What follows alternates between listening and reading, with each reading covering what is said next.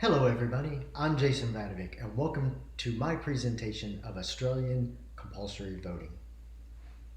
You might think that this picture shows a typical weekend barbecue. Nope, not in Australia. This is actually their federal election day, where the process of compulsory voting has turned into a countrywide barbecue celebration. To understand why Australia turned to compulsory voting and how it has remained so successful over the years, we must discuss these three main components. Voting history in Australia, the idea of voting as a civic duty, and the dreaded penalty for not voting. According to the Australian Election Commission, aec.gov.au, Alfred Deakin, the second Prime Minister of Australia, advocated for compulsory voting early at the turn of the 20th century. However, in 1901, the initial vote was voluntary. As you can see from data compiled from aec.gov website, the first 9 votes were voluntary from 1901 to 1922. 1917 had its highest turnout of a respectable 77%. However, the next few years had a steady decline to a dismal 58%. In 1925, compulsory voting began, and it had a 91% turnout, well above most people's expectation. But as you can see, the decade average over the past century has been an astonishing 95%. Tim Evans, the Director of Election Systems and Policy, he wrote a paper in 2006 titled Compulsory Voting in Australia. You can find this at aec.gov under their publications page. His paper identified arguments both for and against compulsory voting. Proponents say that voting increases an individual's involvement in government and their knowledge of important issues. Parliament itself will more accurately reflect the electorate.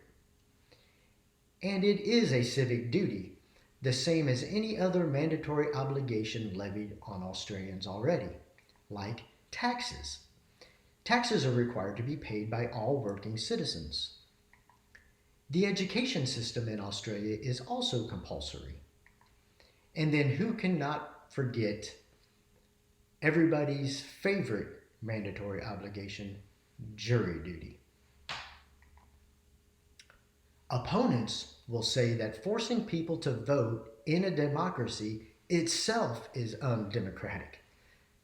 The ill-informed and the uninterested will vote without knowing or caring what is on the ballot.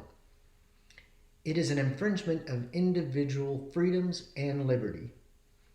There are some fringe groups that will say it will lead to an authoritarian type government. And if anybody's ever watched Game of Thrones on HBO, we all know that is not going to end well. In a 2018 NewYorkTimes.com article authored by Tracy Richter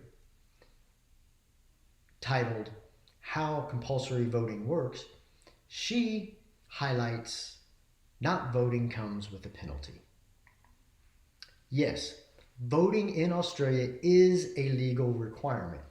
However, they found that a small $20 fine is enough to drive voter turnout. That fine can be appealed with a valid reason for not being able to vote. Also, there are 2 other types of protest votes to avoid the fine. The first of which is called donkey voting. Donkey voting is basically where, let's say there are 10 people on a ballot, you would just rate them 1 through 10, or conversely, 10 through 1, turn in your ballot, thus really negating your vote. The other is taking your ballot and either turning it in blank or marring it in such a way that the voting machine will not register it. Regardless, most Australians celebrate voting. Their election day sausage sizzles bring to mind community spirit, and bonding reminiscent of our 4th of July celebration. Knowing the history of voting and understanding that it is their responsibility to vote without paying a fine is the best way to have every voter's voice count. Thank you very much.